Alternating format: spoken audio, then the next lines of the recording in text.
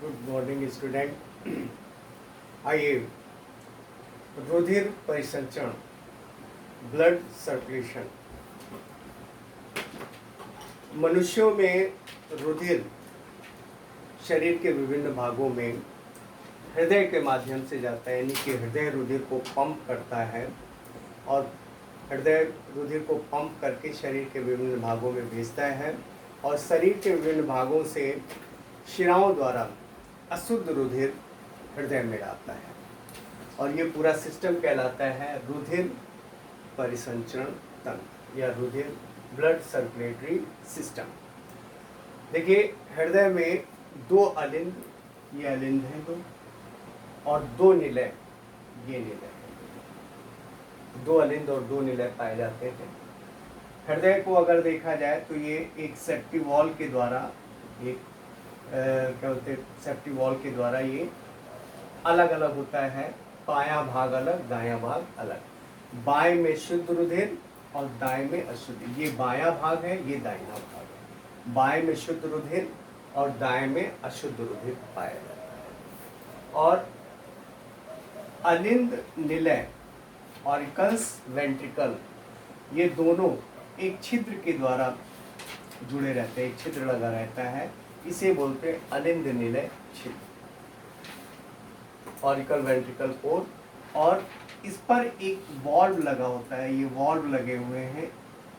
बाईं ओर जो होता है ये बायकस्पिड वॉल्व होता है, दाहिनी ओर होता है ये ट्राइकस्पिड वॉल्व। रुधिर का परिसंचरण रुधिर के प्रकुंचन और अनुशिथिलन यानी सिस्टोल और डायस्टोल प्रोसेस के कारण होता है। हृदय जब सिकुड़ता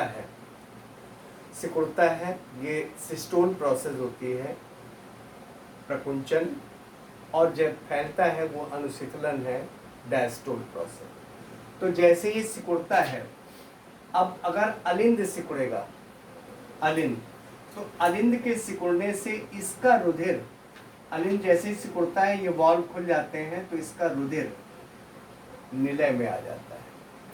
अगर दाहिने की बात करें तो दाहिने में अशुद्ध रुधिर होता है, अशुद्ध रुधिर निलय में आ गया। और जब ये निलय यानी कि बायां निलय जब सिकुड़ता है तो इसका रुधिर निलय में आ जाता है, बाएं निलय में आ जाता है। और जब निलय सिकुड़ता है, सिस्टोलित होता है, तो निलय के सिस्टोलित होने से देखिए ये ऐसे आकर के इससे संबंधित है, यानी कि ये अशुद्ध रुधिर जा रहा है और ये जाएगा फुफ्फुस धमनी। हमेशा रुधिर जब हृदय संकुचित होता है तो हृदय से रुधिर हमेशा धमनियों में जाता है और शरीर के विभिन्न अंगों से रुधिर शिराओं द्वारा आता है। तो जैसे ही ये सिकुड़ता है तो बाएं भाग का, बाएं निलय का शुद्ध रुधिर महाधमनी, ये महाधमनी है, इस महाधमनी में पंप हो जाता है। महाधमनी से धमनी, धमनी से धमनिका, धमनिका से केशिका में होता हुआ पूरे शरीर में चला जाता है। और उसके बाद शरीर के विभिन्न अंगों से अशुद्ध रुधिर सिराएं एकत्रित करके लाती हैं। और जैसे ही हृदय, अब देखिए, जब हृदय सिकुड़ा यानी कि प्रकुंचित हुआ, सिस्टोलित हुआ, तो बाएं निलय का शुद्ध रुधिर महाधमनी में और दाएं निलय का अशुद्ध रुधिर फुफ्फुस धमनी, ये फुफ्फुस धमनी, इसमें चला जाता है। फुफ्फुस का मतलब फेफड़े की धमनी है, फेफड़े वाली धमनी है। तो जैसे ही अशुद्ध रुधिर फुफ्फुस धमनी में जाता है तो वो फेफड़े में ले जाती है, वहाँ शुद्ध कराती है। शुद्ध होने के बाद फुफ्फुस धमनी उस रक्त को फुफ्फुस सिरा को दे देती है, यानी कि फुफ्फुस सिरा में शुद्ध रुधिर और फुफ्फुस धमनी में अशुद्ध।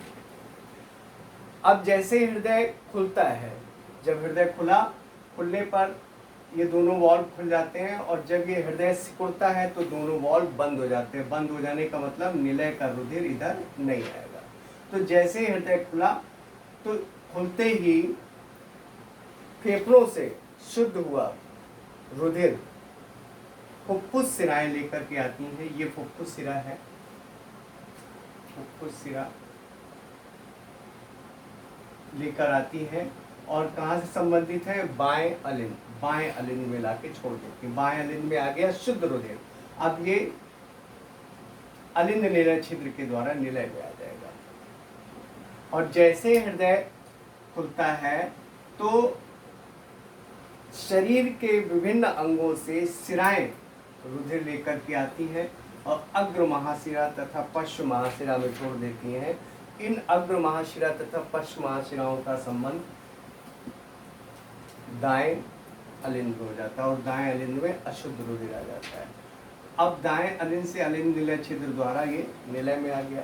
इस प्रकार हृदय शुद्ध रुधिर को शरीर के विभिन्न अंगों में भेजता है और शरीर के विभिन्न अंगों से अशुद्ध रुधिर को लाके हृदय के दाएं यानी हृदय के माध्यम से फेफड़ों में शुद्ध कराने के लिए भेजता है।